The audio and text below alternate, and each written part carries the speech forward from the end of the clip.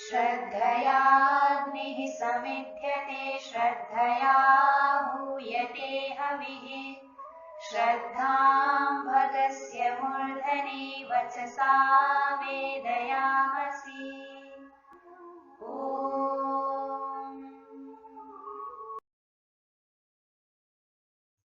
नमस्ते जी।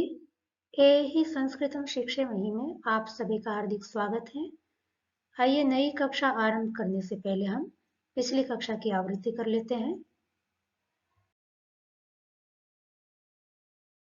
पिछली कक्षा में हमने शानच प्रत्यय के विषय में देखा था कि वर्तमान काल की क्रिया की धातु यदि आत्मनेपदी है तो कर्तृवाच्य में शानच प्रत्यय का प्रयोग किस तरह से करना है, किस प्रकार उसका रूप बनाना है और वाक्य में किस तरह से प्रयोग करना है, इसको विस्तार से देखा था। आइए अब हम अपनी अगली कक्षा की ओर आगे बढ़ते हैं। अब तक आपकी 99 कक्षाएं हो चुकी हैं और इन कक्षाओं में संस्कृत का अनुवाद करने के लिए अथवा तो संस्कृत भाषा में प्रयुक्त अधिकांश नियमों को हम देख चुके हैं। अभी भी एक महत्वपूर्ण विषय शेष है जो कि संस्कृत के श्लोक आदि का अनुवाद करने के लिए बहुत आवश्यक है और वह है संधि। संस्कृत भाषा को अच्छी तरह से लिखने पढ़ने के लिए और श्लोक आदि का अच्छी तरह से अनुवाद करने के लिए संधि का अच्छा ज्ञान और अभ्यास अत्यंत आवश्यक है। कुछ संधियां तो हम पीछे देख चुके हैं पर अधिकांश संधियां अभी हमारी बाकी हैं, तो इन 2-3 कक्षाओं में अभी हम संधि का अभ्यास करेंगे और उनके बाद वाली कक्षाओं में श्लोक आदि का अनुवाद करने का अभ्यास करेंगे। तो आइए अब हम संधि की ओर आगे बढ़ते हैं। कक्षा 62 में हमने जष्ट्व संधि देखी थी। इसका स्वरूप इस प्रकार था कि जल के बाद यदि अण अथवा जश प्रत्याहार का कोई वर्ण आया हो तो जल को जश हो जाता है। इसी को इस प्रकार से भी लिख सकते हैं कि वर्ग के पहले दूसरे तीसरे चौथे वर्ण के बाद यदि कोई स्वर अथवा हकार अंतस्थ वर्ण अथवा किसी भी वर्ग का तीसरा अथवा चौथा वर्ण आया हुआ हो तो पहले दूसरे तीसरे चौथे वर्ण को तीसरा वर्ण आदेश हो जाता है। जल अण झश जश आदि प्रत्याहार हैं। इन प्रत्याहारों को कैसे बनाया जाता है, कैसे पढ़ा जाता है, इसके लिए हम कक्षा 61 में प्रत्याहार सूत्रों को देख चुके हैं। एक बार उसको भी ताज़ा कर लेते हैं। प्रत्याहार सूत्र आपके सामने है। जल प्रत्याहार में आप देखें पहला वर्ण ज है और अंतिम वर्ण ल है, तो हमें प्रत्याहार सूत्रों में ज और ल तक के वर्णों को देखना है और बीच में आए हुए हलंत वर्णों को हटा देना है। तो आप देख सकते हैं कि ज भ घ ढ ध चतुर्थ वर्ण है, ज भ घ ढ ध तृतीय वर्ण है, ख फ छ ठ थ यह द्वितीय वर्ण है, च ट त क प यह प्रथम वर्ण है। यद्यपि जल प्रत्याहार में श श स और ह भी आते हैं किंतु जष्ट्व संधि में इनका प्रयोग बहुत कम होता है, अतः मैंने आपको यहाँ पर नहीं दिखाया है। मैंने जल के रूप में केवल प्रथम द्वितीय तृतीय चतुर्थ वर्ण ही लिखे हैं। और अण प्रत्याहार में देखें आप प्रथम वर्ण अ है, अंतिम वर्ण ण है, तो अ से लेकर ण तक के जितने भी वर्ण हैं उन वर्णों में से हलंत वर्ण को हटा देंगे तो आप देख सकते हैं कि स्वर बच जाते हैं। उसके बाद हकार है और फिर य व र और ल ये 4 वर्ण अंतस्थ वर्ण हैं। और जश प्रत्याहार में ज से लेकर के श पर्यंत अर्थात वर्ग के तृतीय वर्ण है। तो इस प्रकार प्रत्याहार सूत्रों से हमें प्रत्याहार के वर्णों का निर्धारण करना है। जिनको विस्तार से देखना हो कक्षा 61 को देख सकते हैं।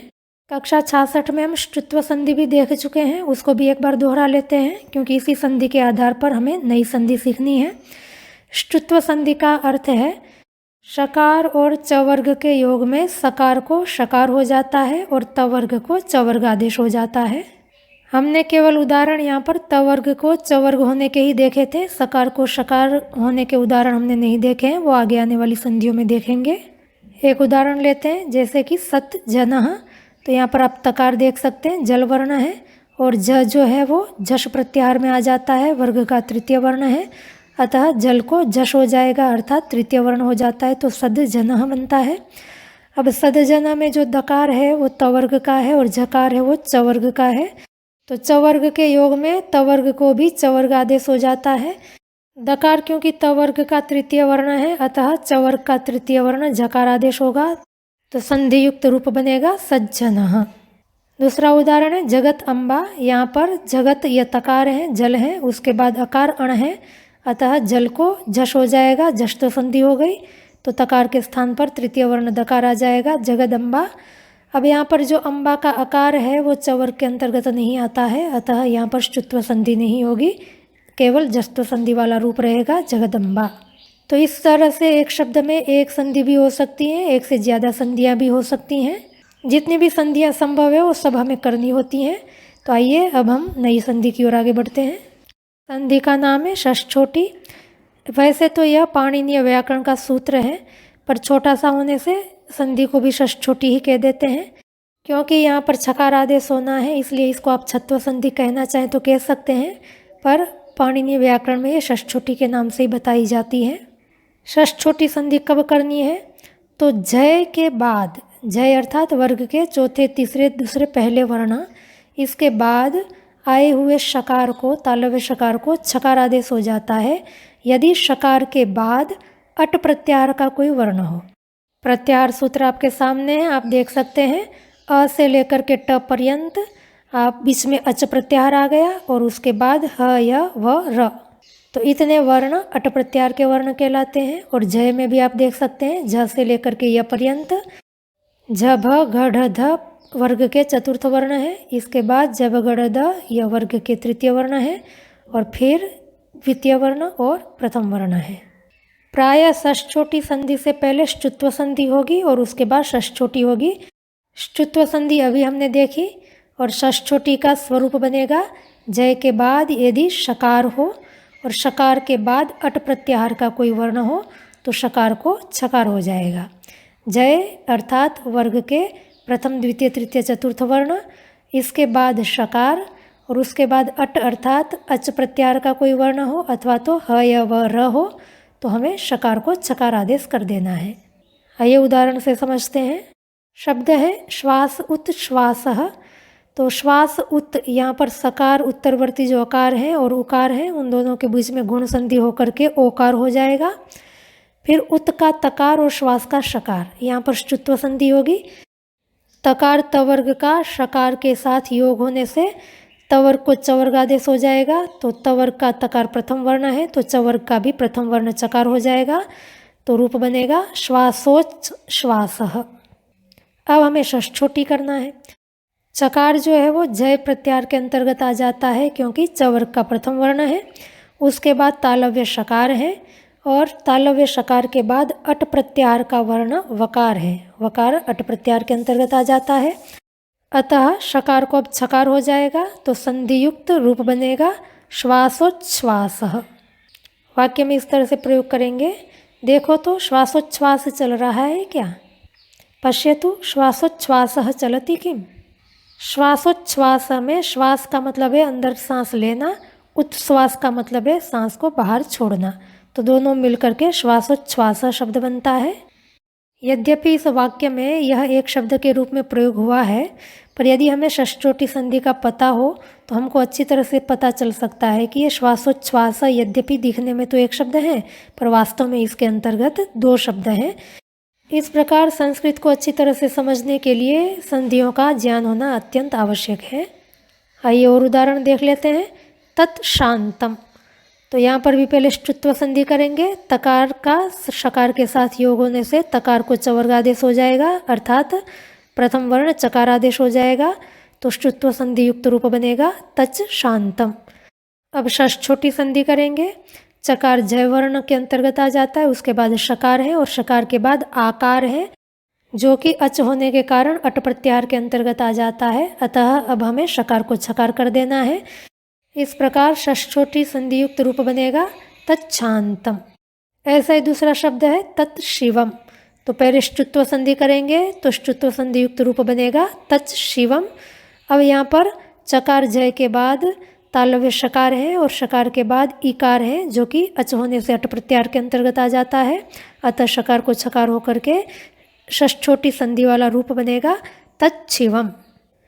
वह शांत है, वह शिव है, तो अनुवाद होगा तच्छांतम अस्ति तच्छिवम अस्ति। वेद मंत्रों में तच्छांतम तच्छिवम आदि शब्दों का बहुधा प्रयोग किया जाता है। यदि आपको षष्ठोटी संधि स्मरण है तो आपको बड़ी सहजता से यह बोध हो जाएगा कि तच्छांतम का अर्थ होता है वह शांत है। एक और उदाहरण देख लेते हैं। अस्मत् श्रेयांसः, तो यहाँ पर भी पहले ष्टुत्व संधि होगी। शकार के योग में तकार को चकार आदेश हो जाएगा तो ष्टुत्व संधि युक्त रूप बनेगा अस्मच् श्रेयांसः। अब यहाँ पर षष्ठोटी संधि करेंगे। यहाँ पर चकार जय के बाद तालव्य शकार है और उसके बाद रेफ है। रेफ भी अट प्रत्याहार के अंतर्गत आ जाता है, अतः शकार को छकार आदेश कर देंगे तो षष्ठोटी संधि वाला रूप बनेगा अस्मत् श्रेयांसः। अस्मत् श्रेयांसः का अर्थ होता है हम सब में श्रेष्ठ। जो हम सब में श्रेष्ठ हैं वे जिम्मेवारी लेवें। जिम्मेवारी के साथ लेना क्रिया का जब प्रयोग होता है तब इसके अनुवाद के लिए संस्कृत में निर्पूर्वक वह धातु का हमें प्रयोग करना है। अर्थ होता है निर्वाह करना अथवा ढोना।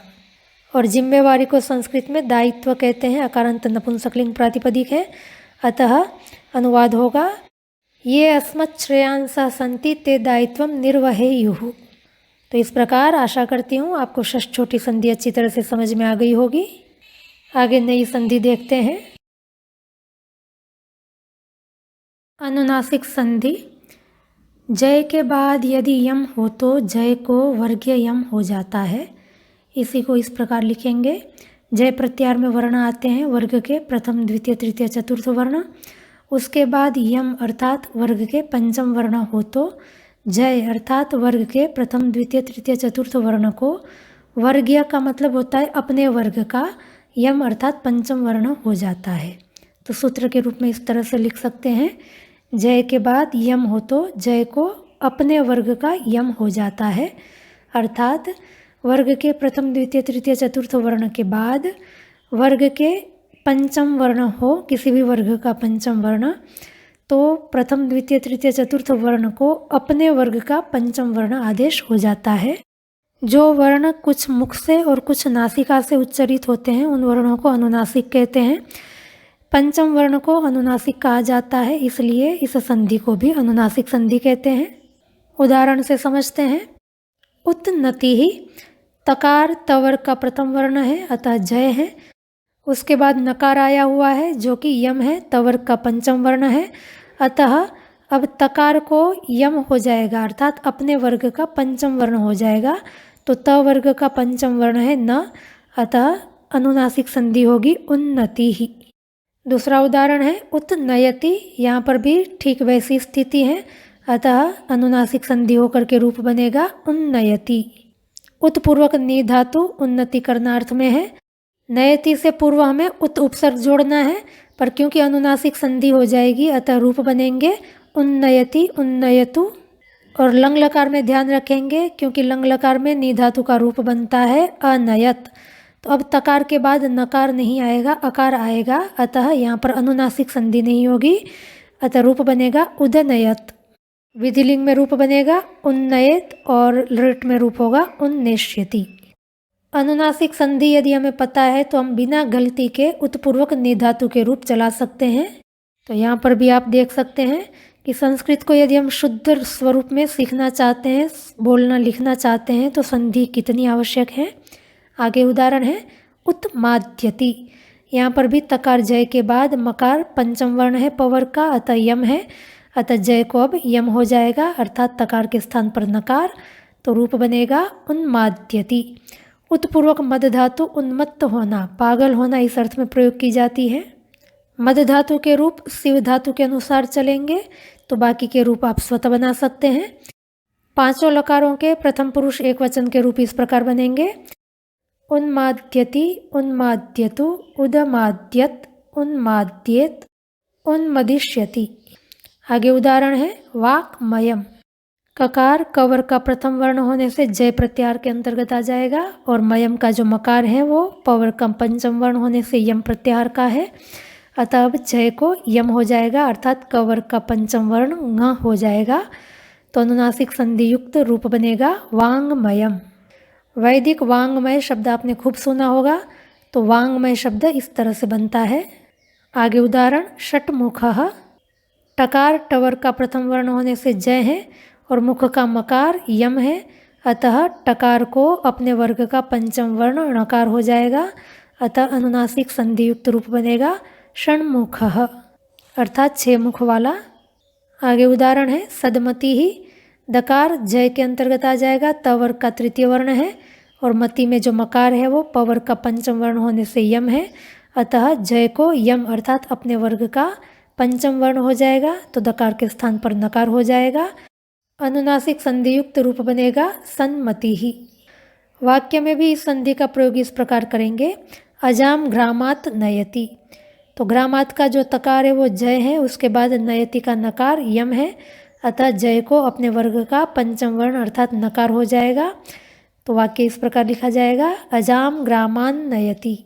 अनुनासिक संधि करने के बाद ग्रामात को ग्रामान ऐसा स्वरूप हो जाता है। द्वितीय विभक्ति बहुवचन में भी ग्राम शब्द का रूप ग्रामान ही बनेगा। तो अब ये कैसे पता चले कि ग्रामान जो है वो द्वितीय विभक्ति बहुवचन का रूप है या तो पंचमी विभक्ति एकवचन का है। तो इसके लिए हमें प्रसंग देखना होता है कि किस प्रसंग में वाक्य का प्रयोग हुआ है। यदि प्रसंग बकरी को गांव ले जाने का है तो यहाँ पर द्वितीय विभक्ति आएगी, और यदि बकरी को गांव से ले आने का प्रसंग है तो अपादान होने के कारण यहाँ पर पंचमी विभक्ति होगी, पर अनुनासिक संधि के कारण ग्रामात को ग्रामान हुआ है ऐसा माना जाएगा। तो जब हम शास्त्र आदि पढ़ते हैं तो हमें संधियों का बहुत अच्छी तरह से बोध रहना चाहिए और संस्कृत नियमों का भी अच्छी तरह से ज्ञान होना चाहिए, अन्यथा हम शुद्ध संस्कृत नहीं सीख पाएंगे। वैसे वाक्य में संधि ऐच्छिक है, हम करना चाहें तो कर भी सकते हैं, नहीं करना चाहें तो नहीं भी कर सकते हैं, पर शब्दों के अंतर्गत संधि अनिवार्य है। जैसे उन्नति ही यह एक शब्द है, तो इसमें ऐच्छिक नहीं है, या तो हमें अनुनासिक संधि करनी ही होगी, हम उत्नति ही ऐसा नहीं लिख सकते हैं। पर शास्त्रों में प्राय करके वाक्यों में भी संधियाँ मिलती ही हैं, अतः हमें संधियों का बहुत अच्छी तरह से अभ्यास करना है। आशा है आपको अनुनासिक संधि समझ में आ गई होगी। अब देखेंगे परसवर्ण संधि। अनुस्वार के बाद यदि यकार हो तो अनुस्वार को या, वकार हो तो अनुस्वार को व, लकार हो तो अनुस्वार को ल, तथा अनुस्वार के बाद यदि क वर्ग का कोई वर्ण आ जाए तो अनुस्वार को क वर्ग का पंचम वर्ण घ हो जाता है। अनुस्वार के बाद यदि च वर्ग आ जाए तो च वर्ग का पंचम वर्ण यकार हो जाता है, और अनुस्वार के बाद यदि ट वर्ग आ जाए तो ट वर्ग का पंचम वर्ण णकार हो जाता है, और अनुस्वार के बाद यदि त वर्ग आ जाए तो अनुस्वार को त वर्ग का पंचम वर्ण नकार हो जाता है, और अनुस्वार के बाद यदि प वर्ग आए तो अनुस्वार को प वर्ग का पंचम वर्ण मकार हो जाता है। इसी को ही और संक्षिप्त में लिखना चाहे तो इस प्रकार लिख सकते हैं कि अनुस्वार के बाद यदि य हो तो अनुस्वार को पर सवर्ण हो जाता है। पर अर्थात बाद वाले का, सवर्णी अर्थात उसके वर्ग में होने वाला अथवा तो उसके समान। तो अनुस्वार के बाद यकार आएगा तो यकार के समान वर्ण है या, क्योंकि अनुस्वार नासिका से बोला जाता है तो यकार को भी नासिका से बोलेंगे तो या हो जाएगा। तो या है वो यकार का सवर्णी है, ऐसे ही वकार का सवर्णी व है और लकार का सवर्णी ल है। और कुचुटु तुपु इन 5 वर्ग के जो पंचम वर्ण है वो क्योंकि थोड़े नासिका से बोले जाते हैं, अतः अनुस्वार जो कि नासिका से बोला जाता है उसके स्थान पर ये पंचम वर्ण हो जाते हैं, और ये पंचम वर्ण अपने अपने वर्ग में होने वाले अन्य वर्णों के सवर्णी कहलाएंगे। इसको ही सूत्र रूप में इस तरह से लिखेंगे, अनुस्वार के बाद यदि य प्रत्याहार का कोई भी वर्ण आ जाए तो अनुस्वार को परसवर्ण हो जाएगा। अर्थात अनुस्वार के बाद य का मतलब है यकार, वकार, लकार अथवा तो कुचु टु तुपु इन वर्ग के कोई भी वर्ण आए हुए हों तो अनुस्वार को क्रमशः या, व, ल और घ, या, ण, न, म आदेश हो जाएंगे। आइए उदाहरण से समझते हैं और स्पष्ट हो जाएगा। उदाहरण है संगति ही। यहाँ पर अनुस्वार के बाद घकार आया हुआ है जो कि क वर्ग का तृतीय वर्ण है, अतः यह प्रत्याहार का वर्ण है, अतः अनुस्वार को अब पर सवर्ण हो जाएगा। पर अर्थात अनुस्वार से परे का वर्ण गकार जो कि कु है अर्थात क वर्ग का है, उसका पंचम वर्ण अर्थात घकार हो जाएगा। तो पर सवर्ण संधि वाला स्वरूप बन जाएगा संगति ही। ऐसे ही संजय, यहाँ पर भी अनुस्वार के बाद झकार आया हुआ है जो कि च वर्ग का तृतीय वर्ण है, तो अब अनुस्वार को च वर्ग का पंचम वर्ण हो जाएगा संजय। ऐसे ही संतोष, यहाँ पर भी अनुस्वार के बाद तकार त वर्ग का प्रथम वर्ण है, अतः यह प्रत्याहार के अंतर्गत आ जाता है, तो अनुस्वार को पर सवर्ण अर्थात त वर्ग का पंचम वर्ण नकार हो जाएगा। तो पर सवर्ण संधि युक्त रूप बनेगा संतोष। आगे है सम्मति ही। यहाँ पर अनुस्वार के बाद मकार पंचम वर्ग का पंचम वर्ण है, अतः यह प्रत्याहार के अंतर्गत आता है, अतः अनुस्वार को पर सवर्ण अर्थात प वर्ग का पंचम वर्ण हो जाएगा सम्मति ही। शंकरः, यहाँ पर अनुस्वार के बाद ककार है, क वर्ग का प्रथम वर्ण है, यह प्रत्याहार के अंतर्गत आएगा, अतः अनुस्वार को पर सवर्ण अर्थात क वर्ग का पंचम वर्ण घकार हो जाएगा। तो इस तरह से लिखेंगे शंकरः। आगे उदाहरण है कंटकः, यहाँ पर अनुस्वार के बाद टकार है, ट वर्ग का प्रथम वर्ण है, अतः यह प्रत्याहार के अंतर्गत आ जाने से अनुस्वार को पर सवर्ण अर्थात ट वर्ग का पंचम वर्ण णकार हो जाएगा। तो इस प्रकार लिखा जाएगा कंटकः। तो पर सवर्ण संधि यदि हमें अच्छी तरह से समझ में आ जाएगी तो हमको ये भी समस्या नहीं रहेगी कि कहाँ पर हम अनुस्वार लिखें और कहाँ हम पंचम वर्ण लिखें। संगति ही अनुस्वार वाला रूप अच्छा है कि संगति ही पंचम वर्ण वाला रूप लिखें। तो इसका भी समाधान यही पर सवर्ण संधि है कि यदि अनुस्वार के बाद य व ल में से कोई वर्ण आया हुआ हो अथवा तो कुचु टु तुपु इन 5 वर्ग का कोई वर्ण हो तो हमें अनुस्वार को पर सवर्ण करके लिखना है। यहाँ पर आपको य व ल वाले उदाहरण नहीं दिए हैं क्योंकि लोक में प्राय इसके उदाहरण नहीं मिलते हैं। इनका प्रयोग प्राय करके वेद में होता है, अतः मैंने यहाँ पर उदाहरण नहीं दिए हैं। तो आशा करती हूँ आपको पर सवर्ण संधि भी अच्छी तरह से समझ में आ गई होगी। तो आज हमने 2 संधि देखी हैं, अनुनासिक संधि और पर सवर्ण संधि। पीछे जो संधियाँ हमने सीखी थी उनको भी और आज जो हमने सीखी है उन संधियों को आप अच्छी तरह से मन में बिठा दें। संधियों में क्या भेद हैं ये भी आपको अच्छी तरह से पकड़ में आना चाहिए। तो आप संस्कृत को पढ़ेंगे तब आपको बहुत सुविधा हो जाएगी। इन सभी संधियों का आप अधिक से अधिक अभ्यास करें जिससे कि आपके लिए भी यह सहज हो जाए। तो आज का पाठ यहीं तक रखते हैं। यदि आपको समझने में कहीं कोई कठिनाई आई हो तो आप हमें अवश्य पूछें, आपकी समस्याओं का समाधान करने का हम अवश्य प्रयास करेंगे।